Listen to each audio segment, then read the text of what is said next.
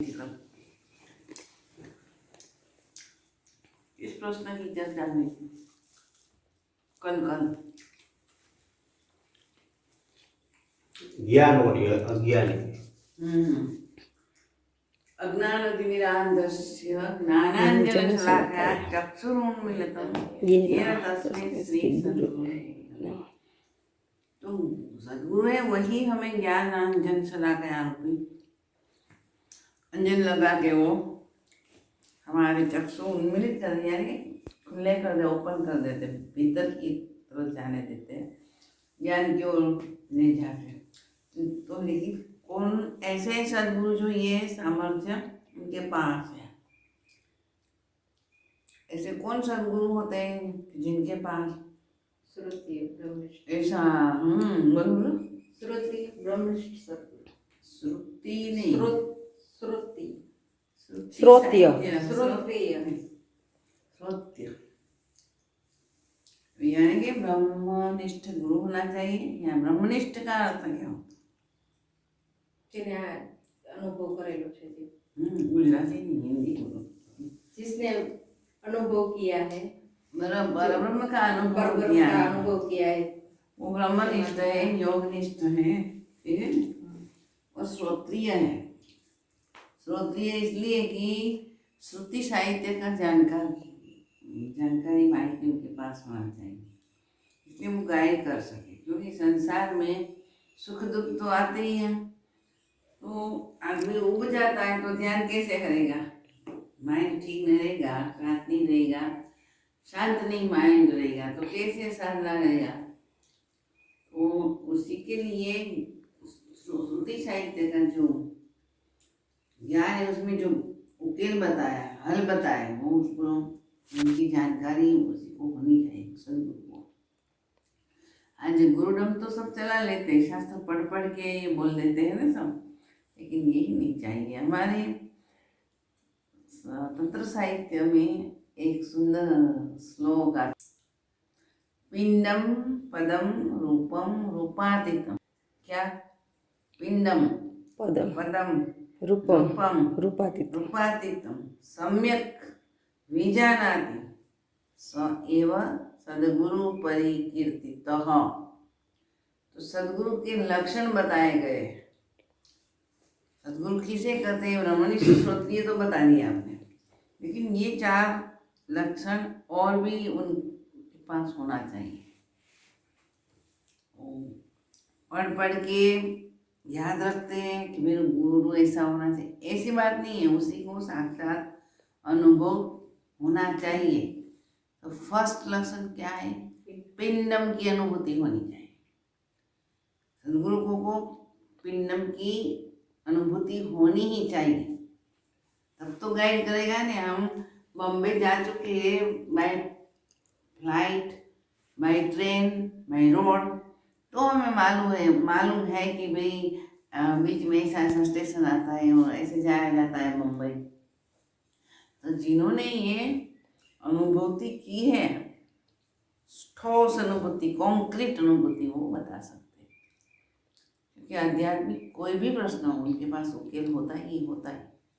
पढ़ के जो मेमोरी में दिमाग में पढ़ लेते और छटादार सुंदर प्रवचन कर लेते हैं, तो ये सद्गुरु नहीं, तो पोथी पंडित है, पोथी गुरु है, पोथी गुरु। तो 4 लक्षण बताए ना। पिंडम यानी कि शरीर, देह।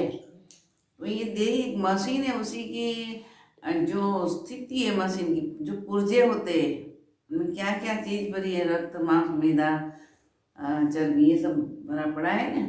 तो उसी के बारे में भी उसको जानकारी होनी चाहिए, अनुभव सिद्ध जानकारी होनी चाहिए। तो ये पिंडम को ध्यान रखना। जो पिंडम में का ज्ञान प्राप्त कर लेता है तो वो ब्रह्मांड का ज्ञान प्राप्त कर सकता है। यथा पिंडे तथा ब्रह्मांडे, यथा ब्रह्मांडे तथा पिंडे, शास्त्र में जो कहा है वो गलत नहीं है, क्योंकि हमारे ऋषि मुनियों ने ये अनुभव किया है। बाद में ये होली साइंस बताया है, पवित्र विज्ञान है। तो अनंत ब्रह्मांड है, उनका मिनिएचर है शरीर, सप्तलोक सप्तपाता जो बताए गए हैं ना, जो देवताओं के बारे में बताया गया है। जैसे आँख का देवता सूर्य देवता है, आँख हमारे पास है लेकिन सूर्य नहीं होता तो हम देख नहीं पाते, आँख तो करण है। वैसे हाथों के देवता इंद्र देवता है। ये सब हमारे प्राण और प्रकृति और परमात्मा उसी का जो अविनाभावी संबंध है, उसी को जो जानता है वह गुरु सही सही रास्ता बता सकता है। तो पिंडम की जानकारी इसी के कारण ब्रह्मांड की जानकारी भी उनके पास होती है। दूसरा लक्षण है पिंडम पदम, निर्वाण पद जिसको कहते हैं। जिन्होंने इस जिंदगी में जो जीते जिन्होंने ये पद की अनुभूति की है, निर्वाण पद की, तो जीव मुक्त हो गया। तो पदम कौन सा है? वो बड़ा प्रधान वाला पद नहीं है, सीएम वाला पद नहीं है, डॉक्टर वाला पद नहीं है, अमर पद। तो वही अमर पद की जानकारी अनुभव सिद्ध गुरु होना चाहिए। तो निर्वाण, जीते जी निर्वाण की अनुभूति यानी कि अपरोक्ष अनुभूति, ज्ञान की अनुभूति हुई है। दूसरा लक्षण पिंडम पदम रूपम, अनेकों ईश्वर है, कई ईश्वर आज होते ही जा रहे हैं, अनेक ब्रह्मांड में अनेक ईश्वर है ही, परम तत्व एक है, ईश्वर भगवान यानी कि अनेक है। तो उसी के जो सदगुरु है हमारे, वो सदगुरु के इष्ट होते हैं। इष्ट यानी कि उनकी कोई प्रिसाइडेड रीति बोलते हैं उसको, प्रिसाइडेड नक्की करेला हमारा कृष्ण हमारा इष्ट देव, किसी का राम इष्ट देव है। तो जिनका जो इष्ट देव उसी ने दर्शन किया हुआ होगा इष्ट देव का। पिंडम पदम रूपम, रूपम એટલે ईश्वर, यहाँ यही अर्थ है, यानी कि परमात्मा का जो स्वरूप जिन्होंने प्राप्त किया है, परम तत्व की अनुभूति की, वो परमात्मा हो गए, भगवान हो गए। तो वो उस इष्ट है किसी के, तो जो गुरु है उसने अपने इष्ट का दर्शन किया हुआ होगा। पिंडम पदम रूपम, रूपातीतम, रूप से अलग जो इष्ट देव है उसी से वो मिल जाता है, उसी से ऊपर उठ जाता है, ब्रह्म स्वरूप की प्राप्ति यानी कि ब्रह्मनिष्ठ हो जाता है। योगनिष्ठ तो है, ब्रह्मनिष्ठ हो जाता है। पिंडम पदम रूपम रूपातीतम, चार जो लक्षण है, चार लक्षण जिनों में सिद्ध हुआ है, जिस गुरु ने ये प्राप्त कर लिया उसी को ऊपर से अनंत एब्सोल्यूट सत्ता है, उसी से उनको अधिकार मिलता है। तो इसके लिए गुरु परंपरा भी अवश्य होनी चाहिए। हमारे पिता माता, उनके माता पिता, उनके माता पिता, उनके माता पिता, इसे सोचते सोचते हम कहाँ चले जाते हैं। कोई एक शुरुआत में कोई था हमारे, कोई एक परम पिता माता पिता हो है, ऐसे हमें धारणा नहीं, बुद्धि से हम सोच लेते हैं, क्योंकि हम भी हैं तो हमारे बच्चे, उनके बच्चे, उनके बच्चे होंगे, है ना। तो ये सब ज्ञान होना चाहिए, तो वही सदगुरु हो सकता है। तो वैसे ही परंपरा में हमारे सदगुरु, उनके सदगुरु, यानी कि हमारे दादा गुरु, उनके दादा गुरु, उनके दादा गुरु, ऐसे करते करते परम सत्ता हमारे परम पिता परमात्मा है। हम परम माता भी कर सकते हैं ना, जब से मैथुनी सृष्टि हुई तब से ये शुरू हुआ। बाकी परमात्मा है, वो ही भी नहीं है, शी भी नहीं है, सिर्फ और सिर्फ एक तत्व है, उसी परब्रह्म तत्व कहा जाता है। उसी की इच्छा से, संकल्प से सारा जगत अनंत ब्रह्मांड उत्पन्न हुआ है।